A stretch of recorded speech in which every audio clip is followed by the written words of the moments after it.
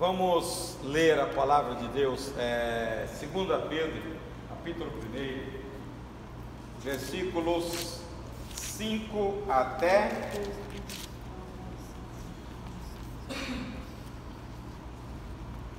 o 10. 2 Pedro, capítulo 1, versículos 5 a 10. Quem achou, leia.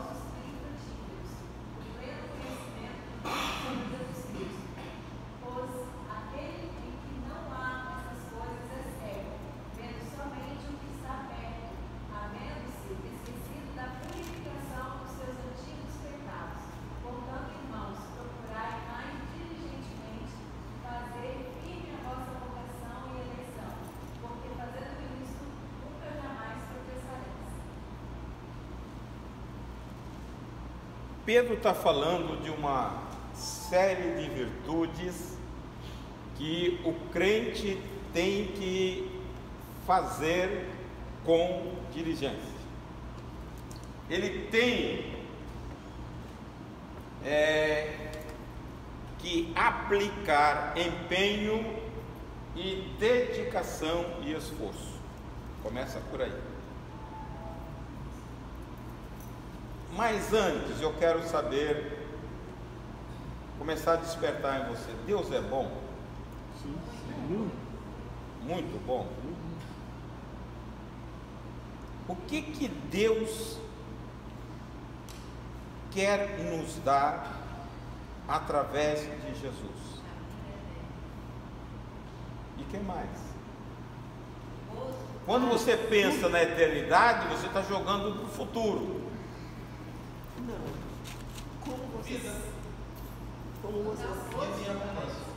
Como você fala sempre aí, Deus quer que nós tenhamos uma vida plena e que vivamos assentados nas regiões celestiais, como você sempre fala.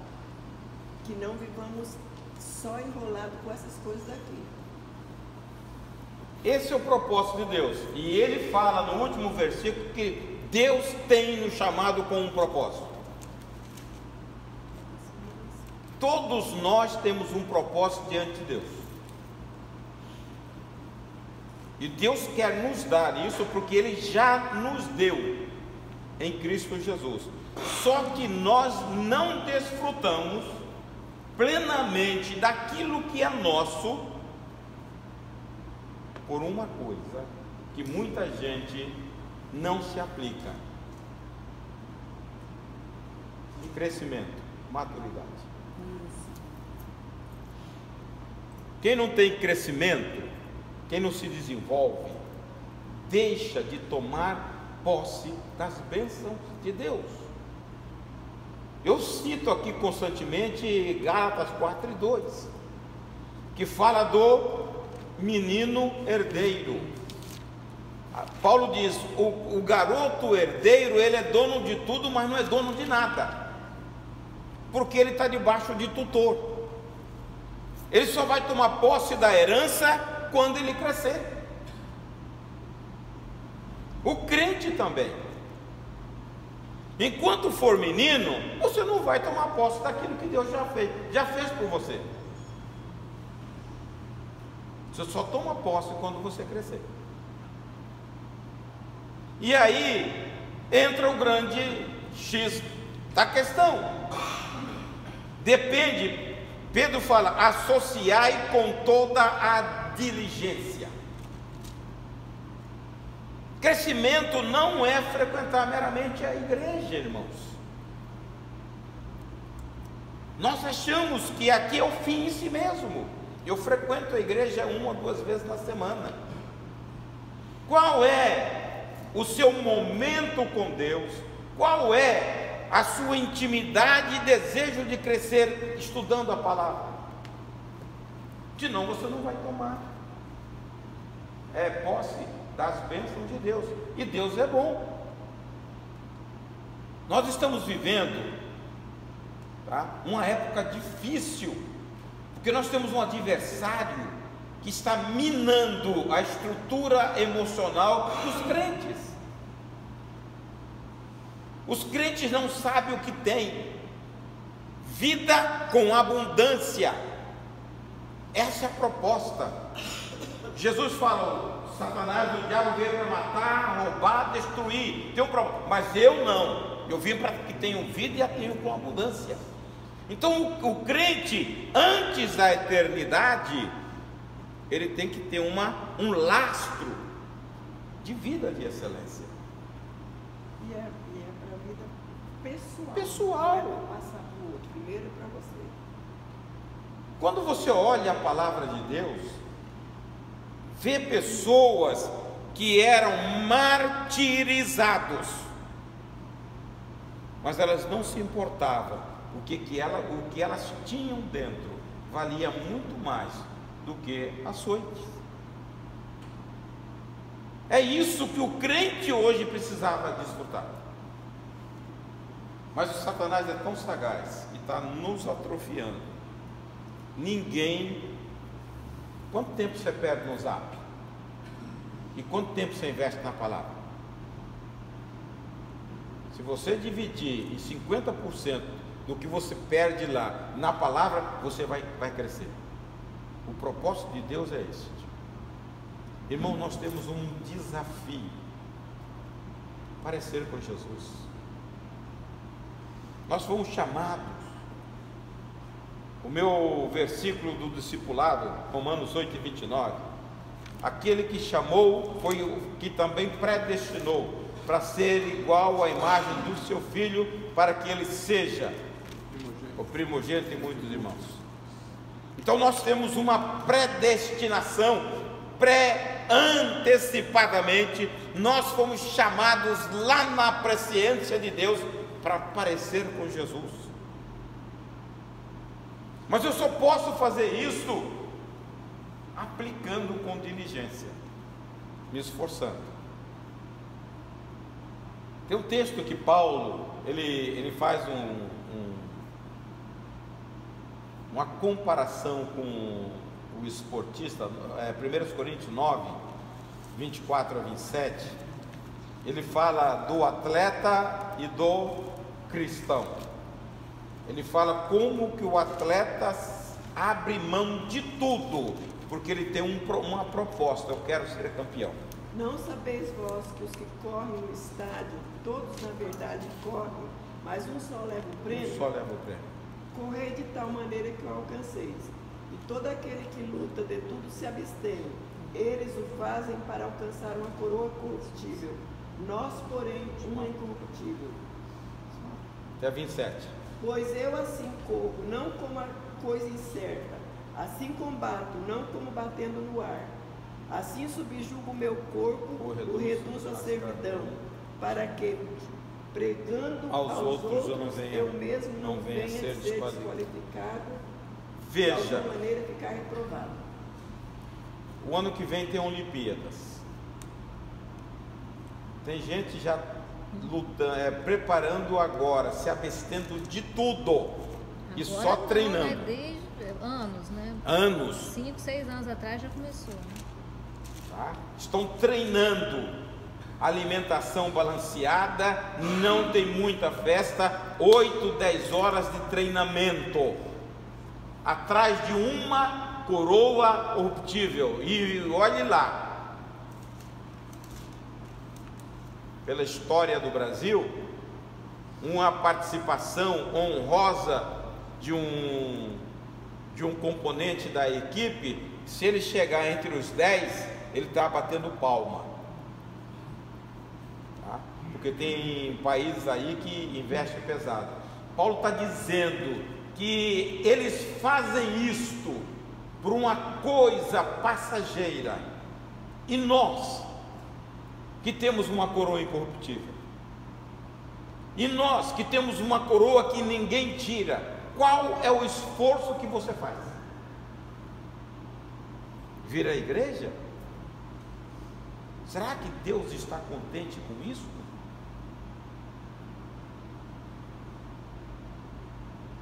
Irmãos, quem quer crescer? Parecer com Jesus, tem que ler a palavra.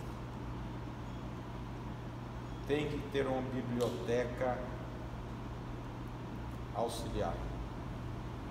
Precisa, irmãos. Eu não entendo como a igreja hoje está parada. Ela não procura o desenvolvimento, parecer com Cristo. Paulo, no capítulo 11 de 1 Coríntios, ele diz: sede, pois, meus imitadores, como eu sou de Cristo. Mas quando ele olha para Jesus, ele fala: eu não cheguei lá, eu não sou perfeito. Por quê? Porque o padrão de Jesus é um padrão de excelência. Nós precisamos ter diligência. E aí ele fala: a fé e a virtude. A fé é a base de tudo. O evangelho é a base do evangelho e o amor. Mas a fé, Hebreus diz: sem fé é impossível agradar a Deus. Você vai para Efésios 2:8, diz que nós somos salvos pela fé. 2 Coríntios 5 e 7 diz que nós andamos pela fé. Nós vivemos pela fé. Nós vencemos pela fé. Nós andamos de glória em glória pela fé. Então a fé não pode sair da sua vida. É ela que traz Deus para cá. A Bíblia diz que Deus é espírito. Espírito não se vê, mas pela fé você sente Deus. Aleluia. E pela fé você reverencia Deus. Pela fé você teme a Deus. Você não vai fazer qualquer coisa porque você sabe que você tem um Deus que está te vendo. Isso é fé.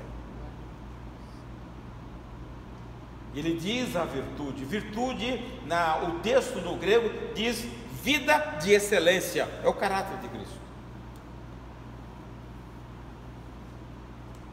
Quando nós desenvolvemos na nossa vida o fruto do Espírito, nós estamos trazendo para a nossa vida o caráter de Cristo.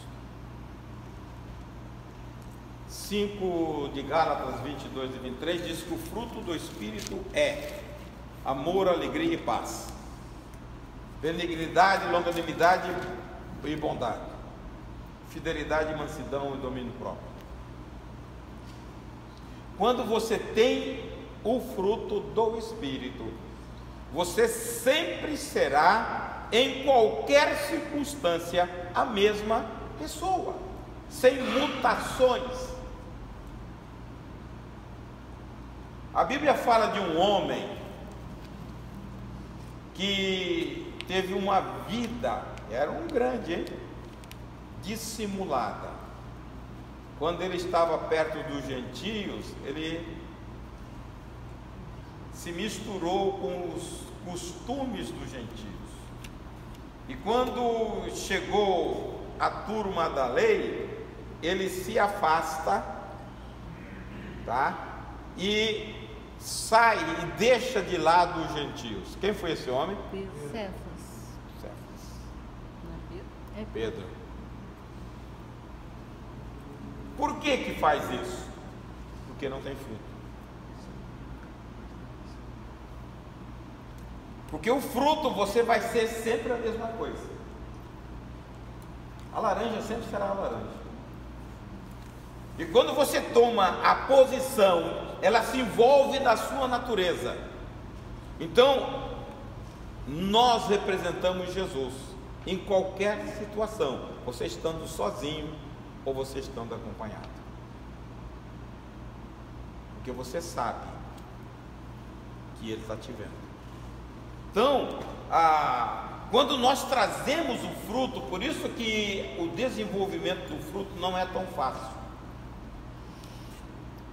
Por se não é fácil conhecer Deus, crescer em maturidade,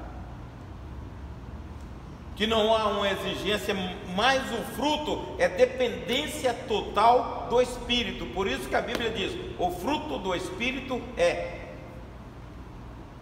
não é uma coisa natural nossa, é uma coisa divina, ela vem pelo Espírito. Mas aí também é do Espírito, mas eu também não tenho que buscar. Por isso que Paulo diz em Filipenses 2:12: desenvolvei a vossa salvação. É você que tem que dar o start, não adianta. Assim, pois, amados meus, como sempre obedecestes, não só na minha presença, porém muito mais agora, na minha ausência, desenvolvei a vossa salvação com temor e tremor. Então ele está dizendo, e ele lá no 13 complementa: sabendo que quem efetua, quem age, é Deus. Nós não podemos nos mudar, mas eu tenho que desejar, eu tenho que dar o primeiro passo. A dependência é de Deus. E porque nós ficamos muitas vezes achando que as coisas vão acontecer porque Deus é bom. Não faça a sua parte não para ver se acontece. Não vá orar, não vá se quebrantar, não vá jejuar, não vá estudar a Bíblia ver se você cresce. Deus tem um propósito conosco. Capítulo 4 de Efésios, versículo 13.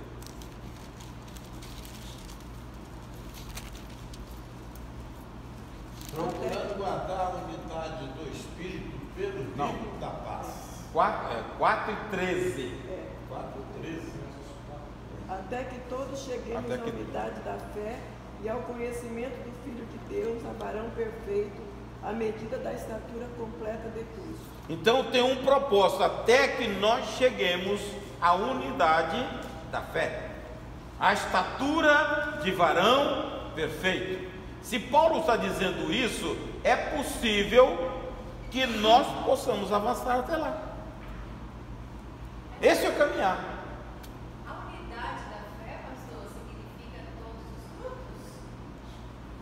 A unidade da fé? Eu falei aqui há 2 semanas sobre essa unidade. Eu falei sobre a unidade do Espírito, unidade da fé. A unidade do Espírito, a igreja, quem faz esta unidade é o Espírito. A igreja é o corpo de Cristo. Jesus só tem um corpo. Jesus só tem uma igreja. Nós segregamos através de placas. E isto para nós se torna uma barreira, que nós olhamos as outras placas com desdém. Para manter a unidade, sabendo que é um corpo só, e eu tenho que me relacionar como membro de cada um de nós. Mas nós temos uma política, aquele lá não presta. Não é da nossa igreja. Fez isso. E não é assim. Para manter a unidade espiritual da igreja, eu tenho que me relacionar, porque todos nós somos membros uns dos outros. Nós não entendemos, nós olhamos placa, e não é. A unidade do Espírito é um corpo só, sem esquartejá-lo. Capítulo 12, versículo 12 em diante de 1 Coríntios fala sobre isso.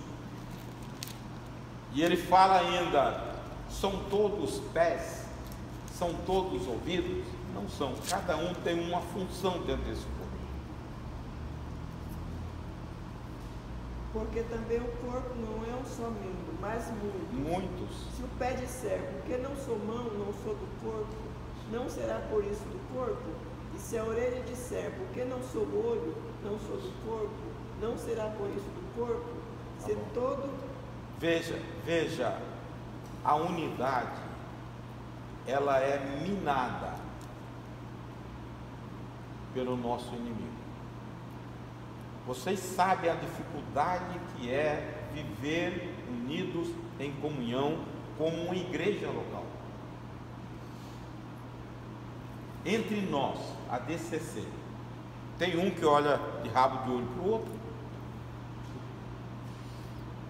Faça ideia com a igreja vizinha. Se aqui dentro é assim, com a igreja vizinha, você pisa. Depois fala, eu sou a igreja de Cristo, eu tenho que tratar bem do corpo de Cristo, a noiva, pura, imaculada, inacessível. Tem um texto, 2 Coríntios 11:2, se não me engano, que Paulo ele fala dessa preocupação que ele tem com a igreja de Cristo.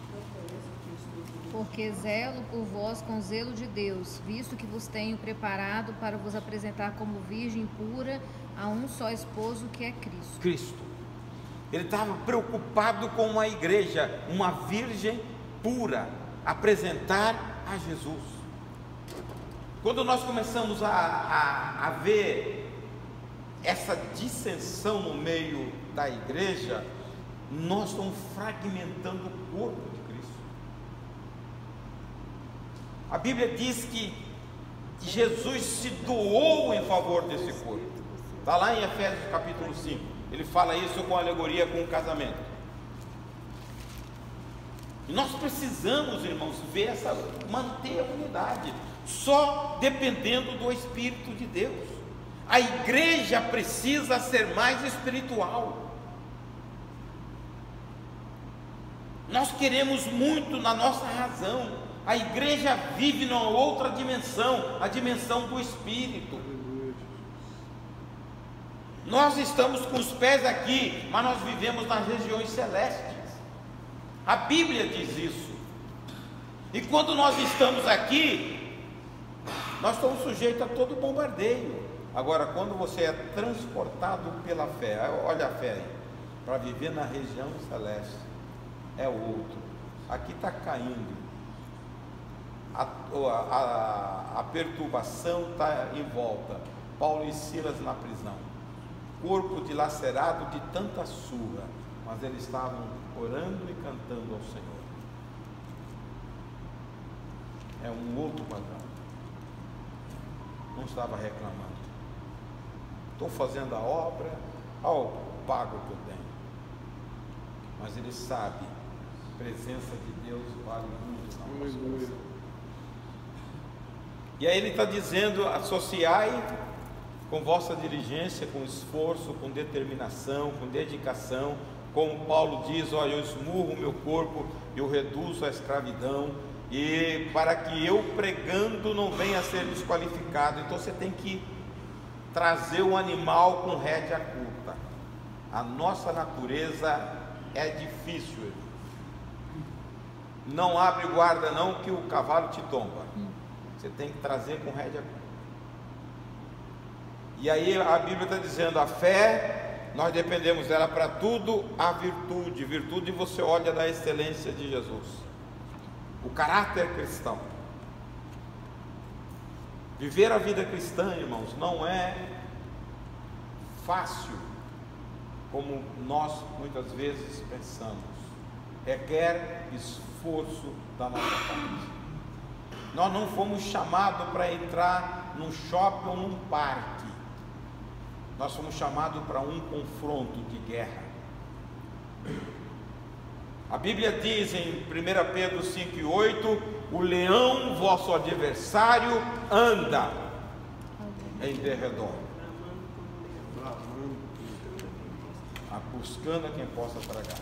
Então, se você bobear a lança, a arma, você é atingido. mas nós temos a graça de Deus. Quando nós vivemos em obediência, Deus nos protege com a sebe celestial, com muro de fogo, como aconteceu com Eliseu.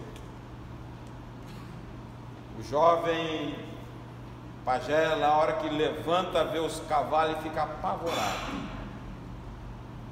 Mas Eliseu está dormindo tranquilo. Oh Senhor, nós estamos perdidos, os exércitos, o Sírio está aqui. Não que nada, descansa. Maior é o que está conosco do que o que está comigo. A hora que ele faz uma oração, o olhar espiritual abre e ele vê a proteção do Senhor. É isso que a Bíblia diz, lá em 1 João, diz que aquele que está nele, o diabo não toca. Nós temos a guarnição celeste nos protegendo. Se a gente pudesse olhar o confronto e os laços que são armados e que Deus vai cortando todos eles. Você pensa que Satanás é bonzinho com você? A Bíblia diz que ele flecha, mas o que é que segura a proteção, que apaga? O escudo da fé. Paulo diz isso no capítulo 6, verso 16 de Efésios. O escudo da fé apaga todos os dardos inflamados do inimigo. Se você pudesse ver espiritualmente, você veria quantas flechadas foi lançada e nenhuma te acusou, porque você tem. Irmão, o mundo espiritual é mais real do que o mundo físico. Bota isso. Eu tive que falar, cara, um bandista. E eu percebi que esse pessoal é muito mais consciente do mundo espiritual do que nós cristãos. Eles são muito mais conscientes do mundo espiritual. A igreja precisava. Isso aí é conhecimento. Sim. Por favor, você me entendeu. O versículo 2 fala que o conhecimento, o versículo 3, talvez esse texto que o senhor leu, esse capítulo, fala de conhecimento. Conhecimento. Conhecimento.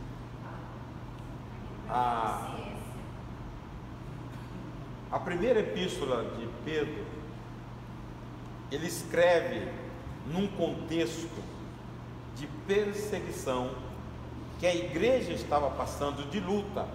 Era o império do Nero, e ali havia uma perseguição generalizada com os crentes. E ele fala sobre essa necessidade de perseverar para enfrentar a luta que era muito séria.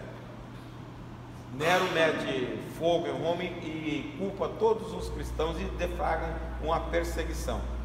Já a segunda epístola, o contexto era heresias, os gnósticos estavam entrando na igreja, e é por isso que ele fala muito do conhecimento. No capítulo 1, se não me engano, no verso 2, ele diz: graça e paz vos sejam multiplicadas no pleno conhecimento deles. Então ele está dizendo a necessidade dos crentes num confronto de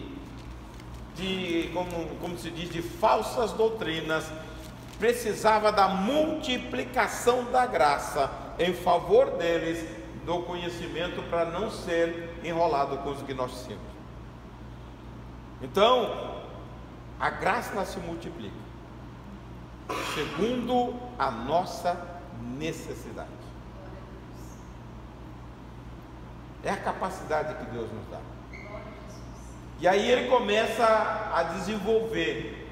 E aí no 4 ele fala: nós fomos abençoados com toda a sorte de bênção, e nos leva a ter a natureza de Cristo. E ele diz, veja bem, pelas quais nos têm sido doadas as suas promessas, é muito grande, preciosas promessas, é muito grande, para que por elas vos torneis co-participantes da natureza divina, livrando-vos da corrupção e das paixões que há no mundo.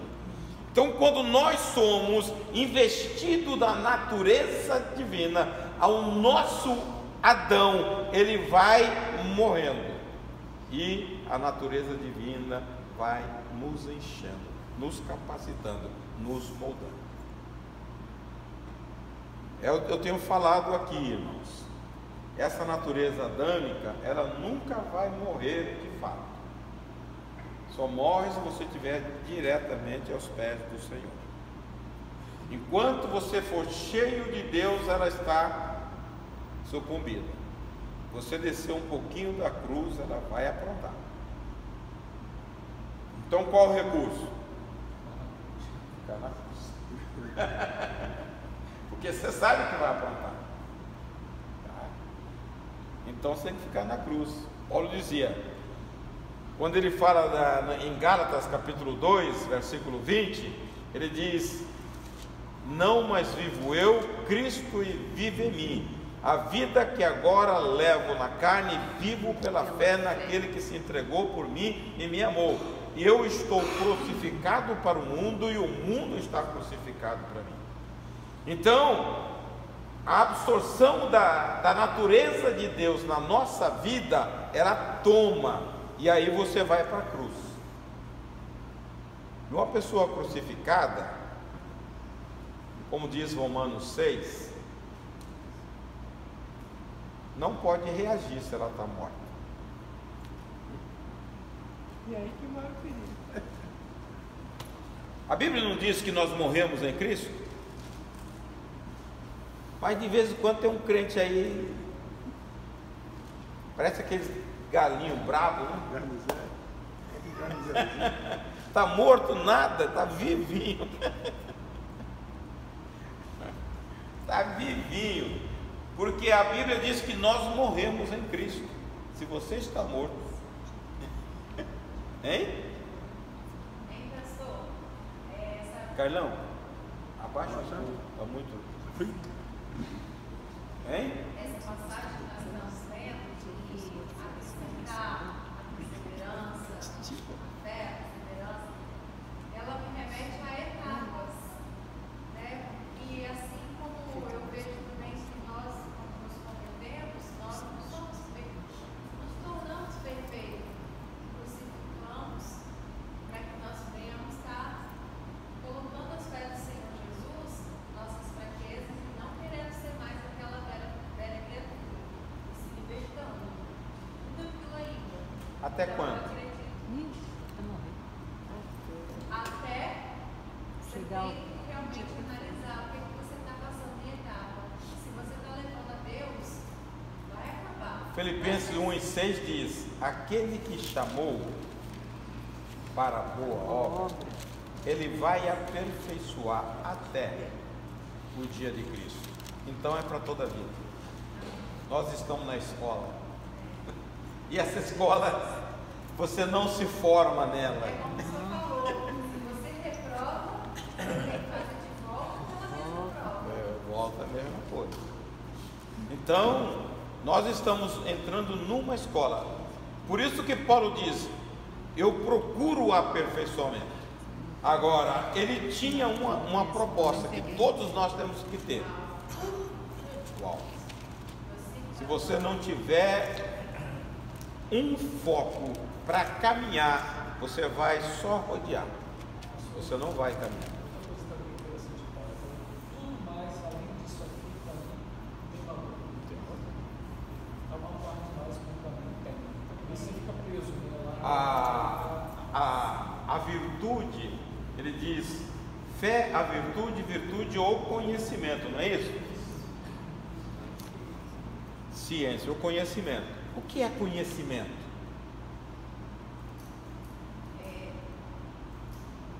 No caso, fala ciência, né? Ciência. Mas a palavra, ela traz para nós, não é uma pessoa sábia no aspecto mundano. Mas é aquela pessoa que saiu da ignorância. Não é ignorante de alguma coisa. Quem está a Bíblia, veja, a Bíblia diz: nós estamos caminhando para parecer com Jesus. Capítulo 2, verso 3 de Colossenses diz que todo conhecimento, todo tesouro da sabedoria e conhecimento estão em Cristo Jesus. Versículo 2 aqui fala isso, né? Você busca o conhecimento de nosso. Sim, isso aí. Veja, Paulo, por causa desse conhecimento, no capítulo 3 de Filipenses, a partir acho que do verso 5, ele começa a falar o que ele era lá fora. Eu sou judeu dos judeus, da tribo de Benjamim, circuncidado ao 8º dia. Como religioso eu fui fariseu, como fariseu eu fui extremamente zeloso. Então ele coloca as qualificações, e ele diz: tudo isso para mim, que era de grande valia lá, para mim é esterco aqui, porque eu achei, pela sublimidade do conhecimento de Cristo Jesus, meu Senhor. Então ele faz uma troca. E a maturidade, por que as pessoas não se dedicam a estudar a palavra de Deus? Eles ficam na periferia, eles não se esforçam em aprender, porque eles não acharam em Jesus esta fonte. Eu fico olhando, irmãos, qual é o grande mandamento que Jesus definiu? Será que Jesus tem o nosso amor? Quando eu tenho prazer em outras coisas e não conhecê-lo? Vê o capítulo 3, versículo 10 de Filipenses, o que Paulo diz? Para o conhecer. Para o conhecer e o poder da sua ressurreição e a comunhão dos seus sofrimentos, confortando-me com ele na sua morte. Na morte. Paulo queria participar do sofrimento que Jesus teve na carne, porque ele sabia da sublimidade que é isto. Será que nós amamos o Senhor? Não precisa tanto. Da onde Jesus veio para nos salvar? Ele ora: Pai, glorifica-me contigo com aquela glória que eu tinha contigo antes da fundação do mundo, onde todos os anjos, todo o arcanjo e serafins rendiam louvores. Ele abre mão disto. Mas é pastor, isso que dizer, Paulo saiu da ignorância, da cegueira, do conhecimento, para viver plenamente o conhecimento de Deus, para colocar em prática o conhecimento de Deus, a plenitude. Isso aí.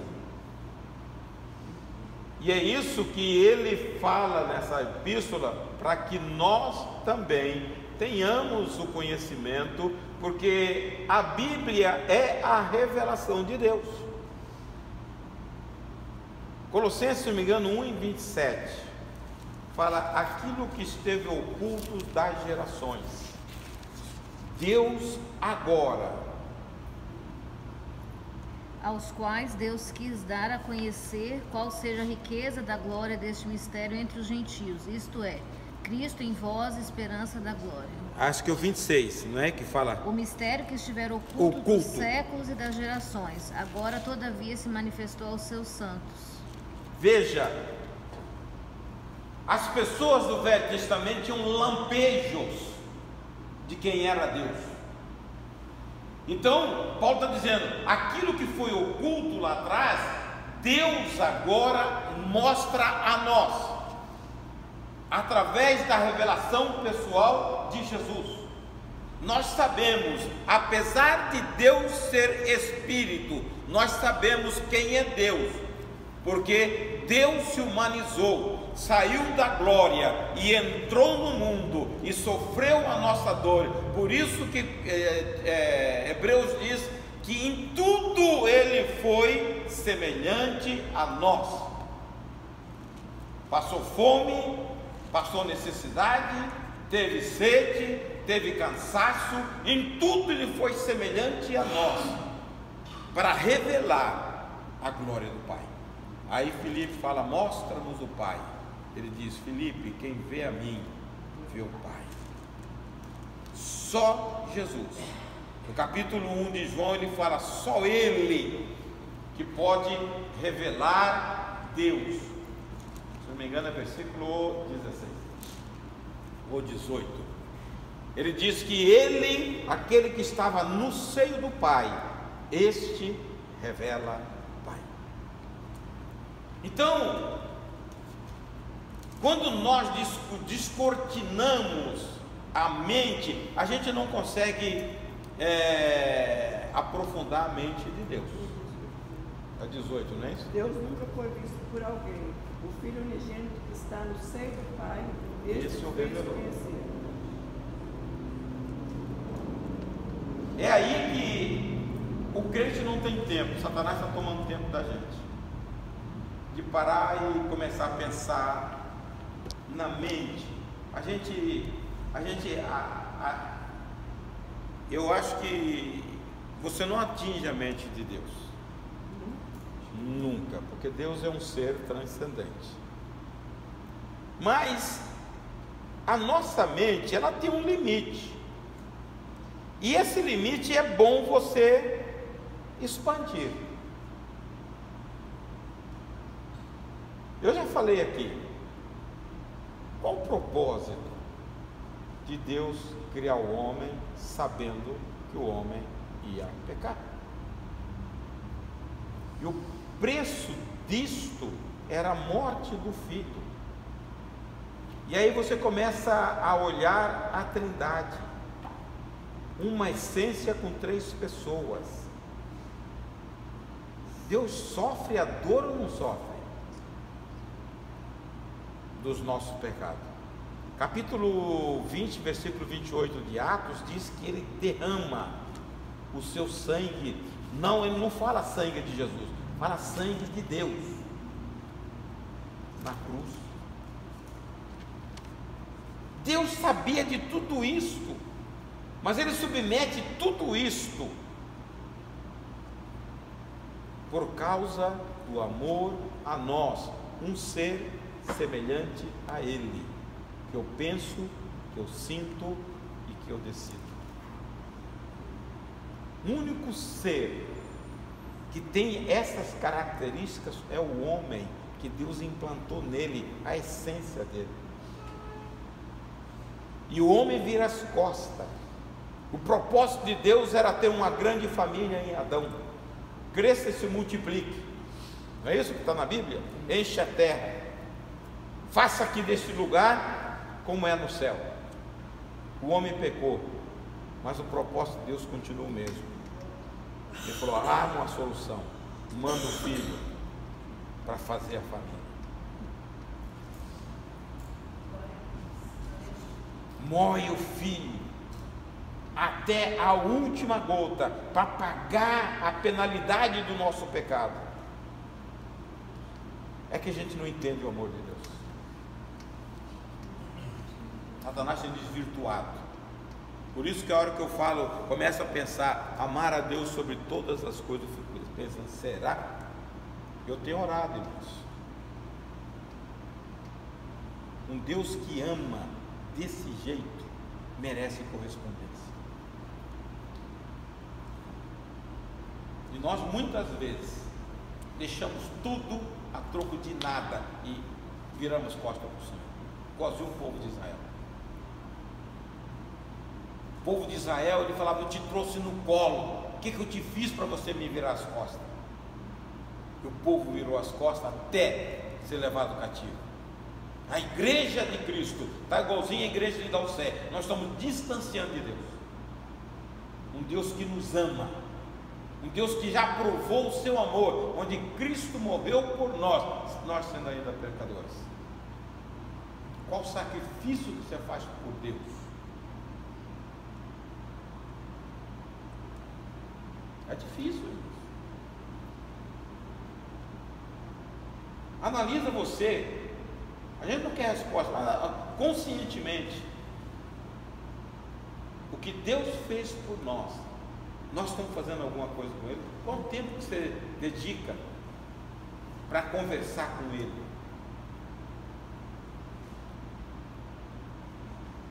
Nós nos afastamos demais e nós não percebemos que quem está por trás dessa engenhoca tudo é Satanás, que é o que governa. Ele tem armado uma arapuca e nós, como crentes, temos caído. Somos prisioneiros. Nós perdemos tempo em filme, perdemos tempo em televisão, perdemos tempo em zap e não temos 10 minutos para o Senhor por dia. E depois a hora que quer, Senhor me abençoa, Senhor me abençoa. Deus é generoso demais. Por isso que eu já falei, se Deus me desse 30 segundos para ser Deus. Mas por isso que Ele não dá, porque a misericórdia dele é a causa de não sermos consumidos. Ele tem misericórdia. 30 segundos só para fazer um estrago. Em 30 segundos ia estragar o que ele fez em 6 minutos. Então você não tem o amor de Deus, porque Deus tem misericórdia. Pegar.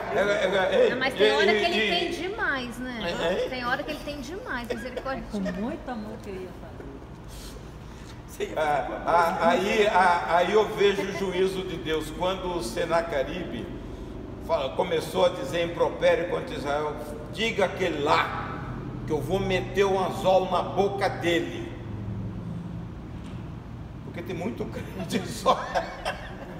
Graças a Deus. Eu vou puxar.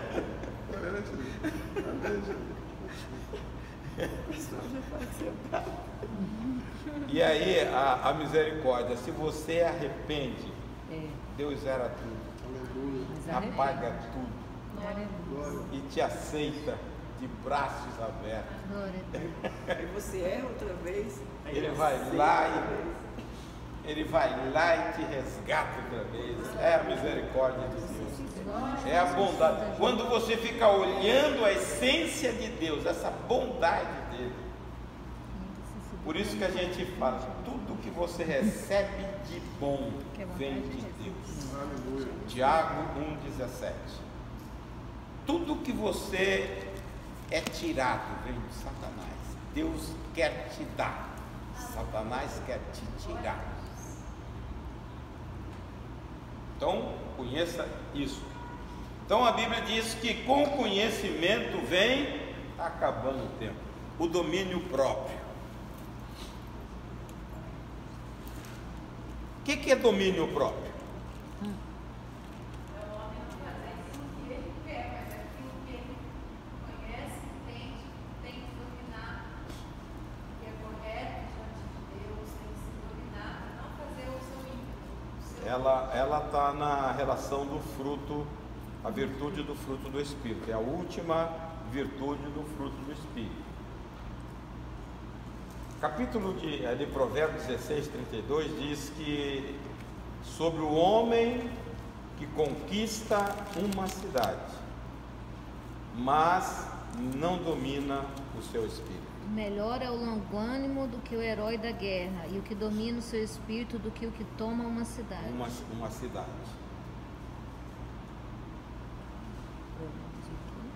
Veja, irmãos, nós vivemos rodeados de pecado.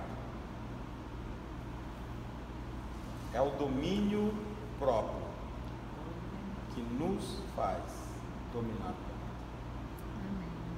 Interessante, pastor, que primeiro vem o conhecimento, depois o domínio, né? Porque se você não conhecer, tiver entendimento que Deus quer que você não faça também, ou faça, como é que você vai? Esse conhecimento, o sentido do conhecimento aqui no grego é prática de vida. É mais ou menos a sabedoria de Provérbios. Provérbio fala em conhecimento, sabedoria e entendimento. A sabedoria, necessariamente você não precisa ter conhecimento. É uma prática de vida. Tem pessoas sábias que são incultas. E tem pessoas cultas que não é sábio. ela tem muito conhecimento, mas não tem aplicação da sabedoria. O conhecimento que Pedro está falando, a palavra, é essa prática de vida. Que você aprende na palavra, Coloca em prática. Pastor, seria você ter discernimento para tomar decisões corretas? Exatamente. Como são virtudes espirituais, é aquilo que está em Colossenses, a parte bem finalzinha do versículo, capítulo 1, verso 9. Entendimento espiritual. E ali fala de conhecimento. Ele fala: eu oro ao Senhor para que vocês sejam cheios do pleno conhecimento da sua vontade e entendimento espiritual. É a percepção daquele divino que mora em nós. Quando ele sinaliza o que não convém, você tem um entendimento: olha, eu não vou fazer para não entristecer o Espírito. Porque tem muita gente que atropela. E aí vai para Efésios 4:30.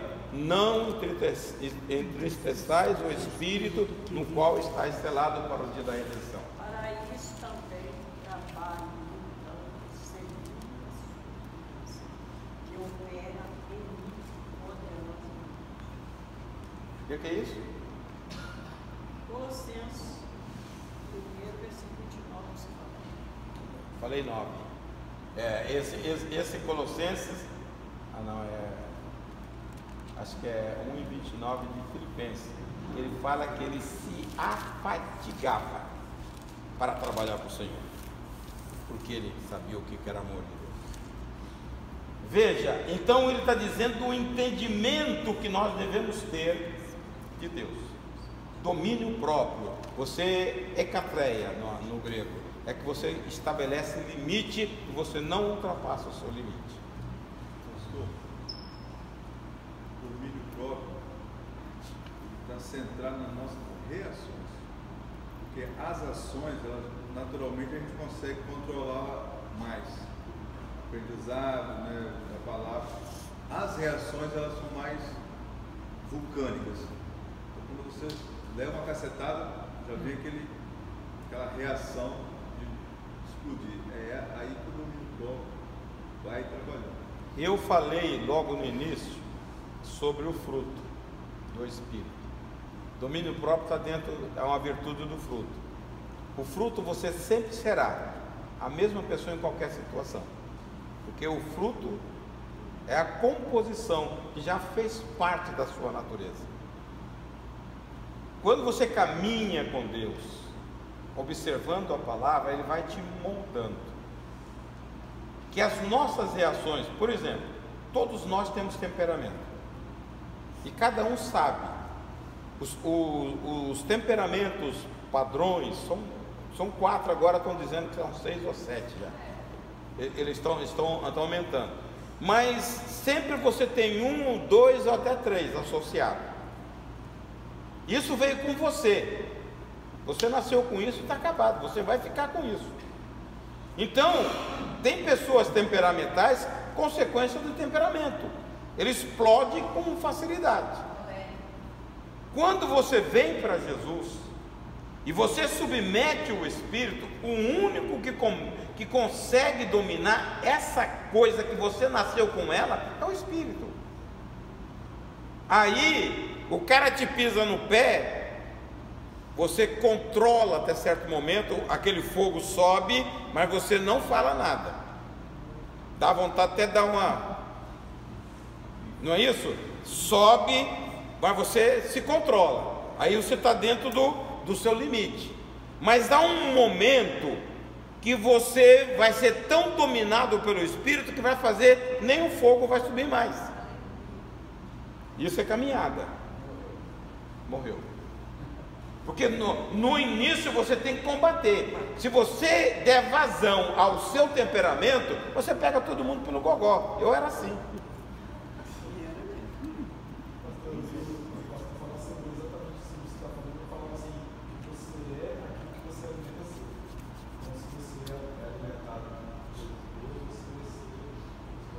O Provérbio 23:7 diz: você é aquilo que você imagina no seu coração.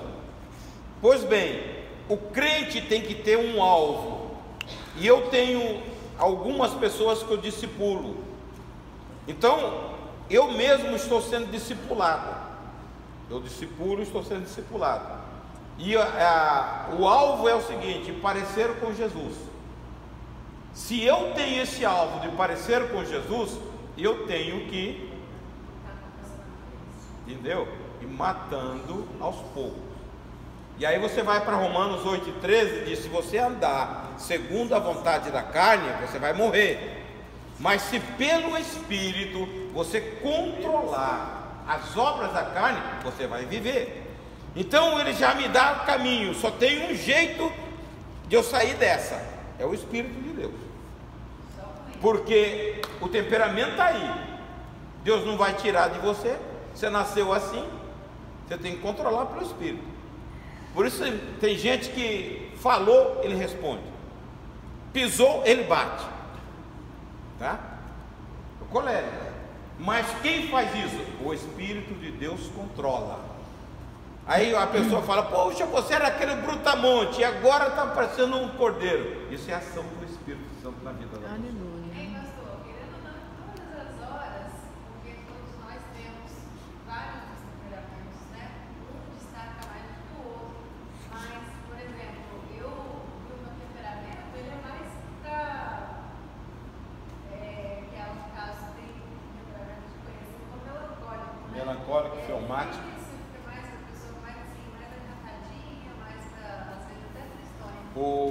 Abraão era um pouco fleumático, passivão, escondia atrás da saia da mulher.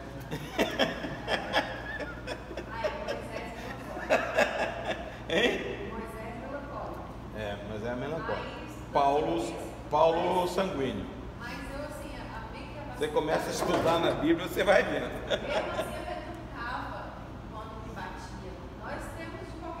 Já tem um pouco.